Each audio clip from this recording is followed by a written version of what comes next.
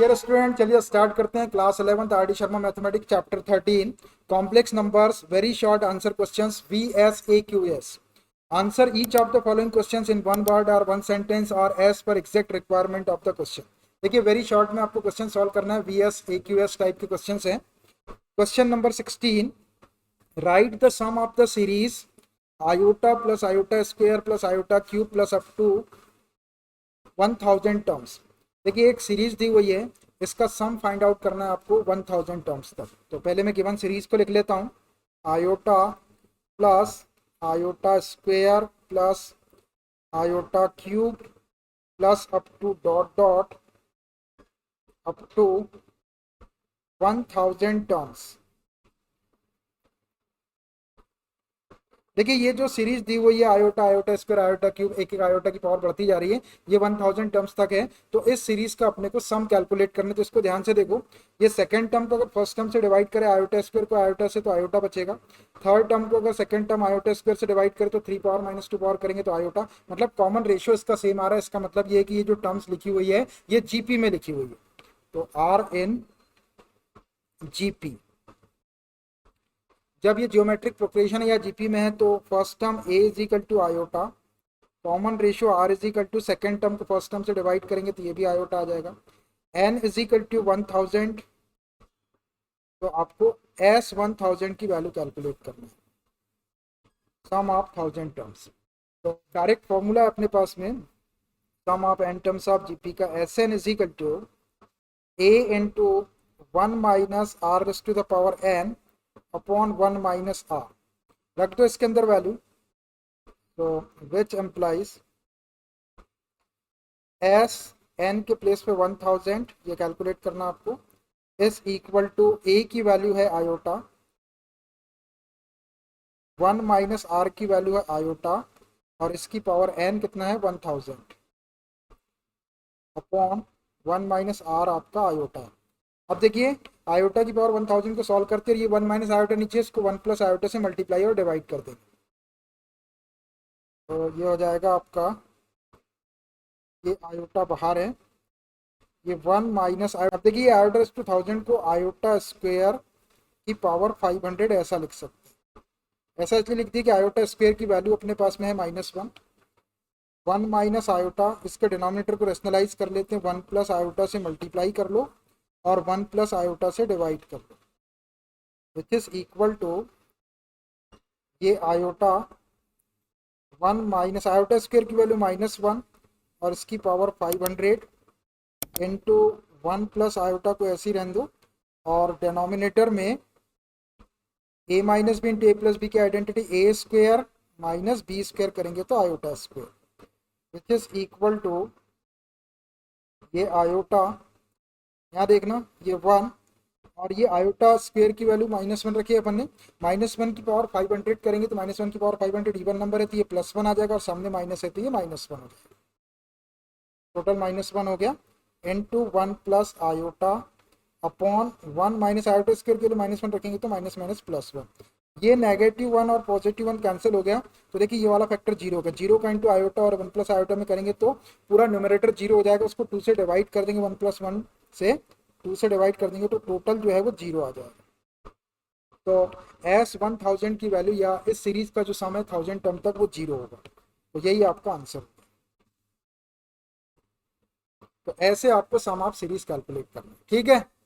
देखिए next question, question number 17, right the value of argument of z plus argument of conjugate of z। Argument of z plus argument of conjugate of z की value निकले हैं, argument of z plus argument of z conjugate की value क्या होगी ये बताना है। तो मैं एक कॉम्प्लेक्स नंबर सपोज कर लेता हूँ, let z is equal to r into cos theta plus iota sine theta.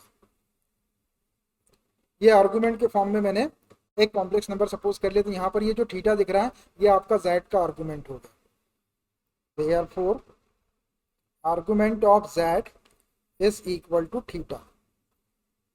अब अपने को आर्गुमेंट ऑफ z बार भी चाहिए, तो इसके लिए z बार निकाल लेता हूँ पहले मैं, z बार या कॉन्जुगेट ऑफ z क्या हो जाएगा, ये r cos theta minus iota sine theta, conjugate के लिए हम क्या करते हैं कि जो इमेजनरी पार्ट रहता है उसके सामने का साइन चेंज कर देते हैं, ये प्लस आयोटा था तो माइनस आयोटा लिखते, तो Z bar is equal to, या conjugate of Z is equal to R cos theta minus iota sine theta, इसको और ऐसा लिख सकते हैं, conjugate of Z is equal to ये R cos minus theta, cos minus theta cos theta होता है, ये plus iota sine minus theta, sine minus theta minus sine theta होता है, तो ये माइनस यहाँ आ जाएगा तो यही वाली टर्म आ जाएगी, cos minus theta cos theta और iota sine minus theta minus iota sine theta हो जाएगा। अब देखिए ये जो माइनस थीटा है ये argument of conjugate of z हो गया, therefore argument of conjugate of Z is equal to minus theta. अब हमने आर्गुमेंट ऑफ जेड और argument of conjugate of z दोनों निकाल लिए, तो डायरेक्ट इसकी वैल्यू निकाल लेते हैं, therefore argument of Z plus argument of conjugate of Z या Z bar is equal to, argument of Z है थीटा और आर्गुमेंट ऑफ जेड बार है माइनस थीटा, तो ये प्लस माइनस करेंगे तो माइनस थीटा, ये minus theta plus theta cancelled which is equal to 0। तो फाइनल आंसर आ गया argument of Z plus argument of Z bar या conjugate of Z is equal to 0, ये आपका आंसर होगा। तो ऐसे आप argument of Z plus argument of conjugate of z की वैल्यू लिख देंगे 0। ठीक है, देखिए next question, question number 18, if modulus of z plus 4 is less than or equal to 3 then find the greatest and least value of modulus of z plus 1।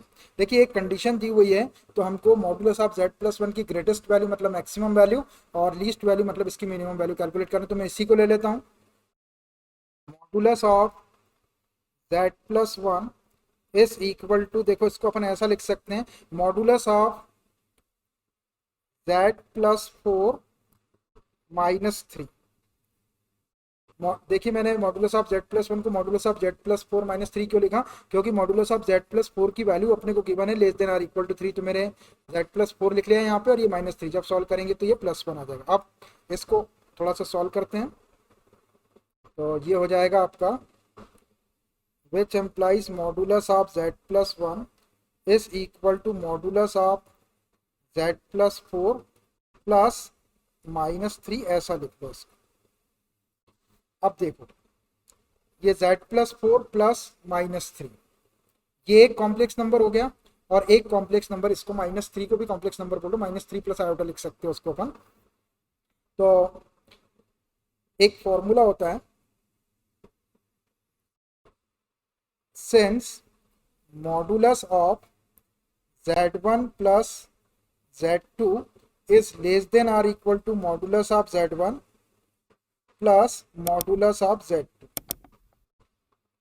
ऐसा modulus of z1 plus z2 is less than or equal to modulus of z1 plus modulus of, मतलब इसका modulus अलग ले लो plus इसका modulus अलग ले लो और ये वाली वैल्यू इस इन दोनों के सम से लेस होगी, ये फॉर्मूला आप याद रखिए। तो अब इसके अकॉर्डिंग इसका मॉडुलस प्लस इसका मॉडुलस किससे, इस पूरे से लेस हो जाएगा, ये z1 हो गया और ये प्लस z2 हो गया, तो इसको हम ऐसा लिख सकते हैं, इस less than or equal to modulus of z plus 4 plus modulus of minus 3, ऐसा लिख सकते हैं। देखो ये z1 हो गया, ये z2 हो गया, इन दोनों के सम से ये लेस है या उसके इक्वल है। अब इसको थोड़ा सा और सॉल्व कर लेते हैं, ये मॉडुलस ऑफ z प्लस 1, अब देखो इसमें एक पार्ट ये आ गया और एक पार्ट ये आ गया, तो इसकी अपने को जरूरत नहीं है, अपने को इसकी जरूरत है, तो मैं इसको ले लेता हूँ, is less than or equal to z modulus of z plus 1 की value less than or equal to 3 दी हुई, यहाँ less than or equal to 3 दिया हुआ है, तो इसको लिख देता हूँ मैं 3, और ये मॉडुलस ऑफ माइनस 3, मॉडुलस का साइन क्या करता है, माइनस साइन को कंज्यूम कर लेते हैं, तो मॉडुलस ऑफ 3 हो जाएगा और मॉडुलस ऑफ 3 को 3 लिख सकते हैं प्लस 3, ऐसा हो जाएगा। तो modulus of z plus 1 is less than or equal to 3 plus 3, ये z plus modulus of z plus 4 की वैल्यू यहाँ से रख दिया मैंने 3, और ये less than or equal to का साइन और मॉडुलस ऑफ माइनस 3 को 3, तो ये क्या हो जाएगा, ये हो जाएगा modulus of z plus 1 is less than or equal to 6। इसको इनइक्वालिटी फर्स्ट दे दो, ये एक कंडीशन आ गई कि modulus of z plus 1 less than or equal to, मतलब सबसे बड़ी वैल्यू 6, तो ग्रेटेस्ट वैल्यू तो अपने को 6 यहाँ से मिल जाएगी। अब लीस्ट वैल्यू के लिए also modulus of z plus 1 is always greater than or equal to zero. देखो modulus of Z plus one जो है वो हमेशा greater than or equal to zero होगा। जैसे जेड की वैल्यू -1 हो गई, केवल रियल पार्ट है, इमेजनरी पार्ट नहीं है इसके, तो -1 + 1 कैंसिल होकर जीरो आ जाएगा। या कोई भी वैल्यू रहेगी जेड की तो फिर वो उसका जब अपन मॉडुलस निकालेंगे √x² + y² से, तो वैल्यू जो है वो ग्रेटर देन जीरो ही आएगी। मिनिमम जीरो आ सकती है, जब z की वैल्यू -1 हो जाएगी तो जीरो आ जाएगी, या फिर z की -1 के अलावा कुछ और वैल्यू रहेगी और इसका जब अपन मॉड्यूलस लेंगे √x² + y² वाले फॉर्मूले से, तो वैल्यू ग्रेटर देन जीरो ही आएगी। तो कहने का मतलब ये है कि modulus of z+1 is always greater than or equal to zero. ये कभी भी नेगेटिव वैल्यू नहीं देगा, या तो जीरो देगा या फिर जीरो से बड़ी वैल्यू देगा। इसको इनइक्वालिटी 2 दे दो। मैंने इस लॉजिक का यूज कर लिया है यहाँ पर कि modulus of z+1 always greater than or equal to zero. अब देखो मॉडुलस ऑफ z+1 की वैल्यू जो है वो जीरो होगी या जीरो से बड़ी होगी, मतलब मिनिमम वैल्यू क्या होगी जीरो और मैक्सिमम वैल्यू जीरो से बड़ी। तो अब इन दोनों को अगर कंबाइन करते हैं अपन, तो फ्रॉम फर्स्ट एंड सेकंड से क्या लिख सकते हैं, from first and second inequality है ये, modulus of z+1 is greater than or equal to zero, zero से बड़ा, और less than or equal to 6। ये दोनों को मैंने कंबाइन कर दिया। यहाँ देख लो modulus of z+1 greater than or equal to zero था, यहाँ भी modulus of z+1 greater than or equal to zero है, और modulus of z+1 less than or equal to 6 था, तो ये less than or equal to 6 है। अब देखिए ये मॉडुलस ऑफ z+1 की मिनिमम, मॉडुलस ऑफ z+1 की मिनिमम वैल्यू जीरो हो गई और मैक्सिमम वैल्यू 6 हो गई, तो इसको लीस्ट वैल्यू बोल देते, इसको ग्रेटेस्ट वैल्यू बोलते हैं। Therefore greatest value of modulus of z+1 is equal to 6 and least value of modulus of z+1 is equal to 0। बस यही आपके आंसर हो गए, ये ग्रेटेस्ट वैल्यू हो गई, ये लीस्ट वैल्यू। तो ऐसे आप ग्रेटेस्ट वैल्यू और लीस्ट वैल्यू लिख देंगे, ठीक है।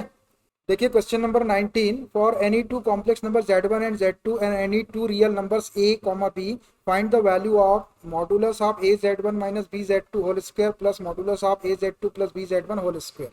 देखिए z1 z2 दो कॉम्प्लेक्स नंबर है और a और b कोई रियल नंबर है, तो अपने को इसकी वैल्यू कैलकुलेट करना है। तो यहाँ पर एक फॉर्मूला यूज करूंगा मैं, since z into conjugate of z is equal to होता है मॉडुलस ऑफ z²।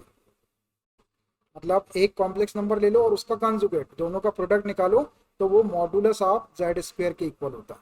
तो यही वाला कॉन्सेप्ट हम यहाँ पे भी लगाएंगे और यहाँ पे भी लगाएंगे। तो मैं डायरेक्ट इनकी वैल्यू लिखता हूँ, therefore modulus of az1 - bz2 whole square plus modulus of az2 + bz1 whole square, ये है, इसी की वैल्यू लिखना है अपने को, इज इक्वल टू। अब देखो ये मॉडुलस का स्क्वायर दिया हुआ है ऐसा, तो इसको कॉम्प्लेक्स नंबर और उसका कॉन्जुगेट, तो ये वाला कॉम्प्लेक्स नंबर ले लेते हैं और इसी का कॉन्जुगेट ले लेते हैं। कॉम्प्लेक्स नंबर ले लो az1 - bz2 इंटू इसी का कॉन्जुगेट ले लेते हैं, इसी कॉम्प्लेक्स नंबर का az1 - bz2, ये कॉन्जुगेट ले लिए, प्लस यहाँ पे भी ये कॉम्प्लेक्स नंबर है, इसका मॉडुलस का स्क्वायर है, तो एक बार ये कॉम्प्लेक्स नंबर और इसी का कॉन्जुगेट ले लेते हैं, तो ये modulus of z² is equal to z into conjugate of z हो जाएगा। az2 + bz1 ये कॉम्प्लेक्स नंबर और इसी का कॉन्जुगेट ले लो, az2 + bz1। मैंने इस फॉर्मूले में वैल्यू रख दिया है, ऐसा था, इसको ऐसा लिख दिया। अब यहाँ पर दो कॉम्प्लेक्स नंबर है, बीच में नेगेटिव और इकट्ठे कॉन्जुगेट लगाए, तो इनका अलग अलग कॉन्जुगेट लगा लेते हैं, यहाँ भी और यहाँ भी। ये हो जाएगा आपका az1 - bz2 इंटू ए तो रियल नंबर है, conjugate of z1 - b real number है, कॉन्जुगेट ऑफ z2 ऐसा हो जाएगा, प्लस यहाँ भी ऐसे ही कर लो, ये az2 + bz1 as it is, और यहाँ पे अलग अलग मॉडुलस लगा देते हैं, अलग अलग कॉन्जुगेट ले लेते हैं। ए रियल नंबर है, इसका कॉन्जुगेट यही रहेगा, ये z2 + b और ये कॉन्जुगेट ऑफ z1। देखिए ए और बी जो थे वो रियल नंबर थे, रियल नंबर का कॉन्जुगेट वही का वही रियल नंबर रहता है, और इनके ऊपर कॉन्जुगेट लगा दिया अलग अलग। अब इनका मल्टीप्लाई कर देते हैं, ब्रैकेट खोल दो, az1 का इंटू करेंगे तो a² Z1 into conjugate of Z1, ऐसा हो गया। फिर ए Z1 का इसमें इंटू करो तो minus a B Z1 into conjugate of Z2। फिर माइनस बी Z2 का इंटू करो ब्रैकेट में, तो minus a B conjugate of Z1 Z2। फिर माइनस बी Z2 का इसमें माइनस में करेंगे तो minus minus plus B square Z2 into conjugate of Z2। ये दोनों ब्रैकेट का हो गया। अब इन दोनों ब्रैकेट का भी इंटू कर लो, प्लस ये इक्वल टू के साइन आएंगे यहाँ,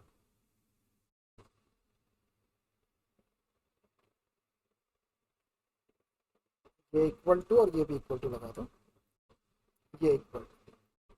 ये दोनों ब्रैकेट का इंटू करना है। ए Z2 का ए कॉन्जुगेट ऑफ Z2 में करेंगे तो A square Z2 into conjugate of Z2 plus A Z2 का A B conjugate of Z1 में करेंगे तो A B conjugate of Z1 into Z2 plus B Z1 का इसमें करेंगे तो A B Z1 conjugate of Z2 plus इसका इसमें कर लो B square Z1 into conjugate of Z1, B square Z1 into conjugate of Z1। ऐसा हो गया। चलिए देखिए जो कैंसिल हो रहा है उसको कैंसिल कर लो। ये negative a B Z1 into conjugate of Z2, ये positive a B Z1 into conjugate of Z2, एक टर्म और कैंसिल होगी। ये minus a B conjugate of Z1 into Z2 और ये plus a B conjugate of Z1 into Z2। अब ये चार टर्म बची, इसमें से ए स्क्वेयर कॉमन निकालते हैं, ये ए स्क्वेयर यहाँ से और ए स्क्वेयर यहाँ से, और इसमें से बी स्क्वेयर और इसमें से बी स्क्वेयर, तो क्या हो जाएगा ये, which is equal to a square common निकालेंगे तो Z1 into conjugate of Z1 plus यहाँ से ए स्क्वेयर निकल जाएगा तो Z2 into conjugate of Z2 plus B square common निकाल लेते हैं, तो पहले यहाँ से निकाल लो बी स्क्वेयर तो Z1 कॉन्जुगेट ऑफ Z1 और फिर यहाँ से Z2 कॉन्जुगेट ऑफ Z2 बच जाएगा, तो ये Z1 into conjugate of Z1 plus Z2 into conjugate of Z2, ऐसा बच गया। अब देखो ये दोनों ब्रैकेट एक जैसे बच रहे हैं, Z1 into conjugate of Z1 plus Z2 into conjugate of Z2, Z1 into conjugate of Z1 plus Z2 into conjugate of Z2। तो इस ब्रैकेट को कॉमन निकाल लेते हैं, तो यहाँ बच जाएगा ए स्क्वेयर और यहाँ बच जाएगा b square plus B square, और ये वाला bracket Z1 into conjugate of Z1 plus Z2 into conjugate of Z2। इसको और थोड़ा सॉल्व करके लिख लेते हैं, ये ए स्क्वेयर प्लस बी स्क्वेयर, ये Z1 into conjugate of Z1 को आप ये वाले फॉर्मूले से Z into conjugate of Z से मॉडुलस ऑफ Z स्क्वेयर है, तो ये Z1 into conjugate of Z1 को modulus of Z1 square plus Z2 into conjugate of Z2 को मॉडुलस ऑफ Z2 स्क्वेयर, ऐसा लिख सकते हैं। बस यही आपका आंसर होगा, A square plus B square into modulus of Z1 square plus modulus of Z2 square, ये वैल्यू आ गई अपने गिवन एक्सप्रेशन की। ठीक है, so it's enough for today. Remaining questions of this VS AQS we will continue from the next class. अगर आप लोगों ने अभी तक हमारे चैनल को सब्सक्राइब नहीं किए तो please subscribe the channel, like share and comments. Okay bye.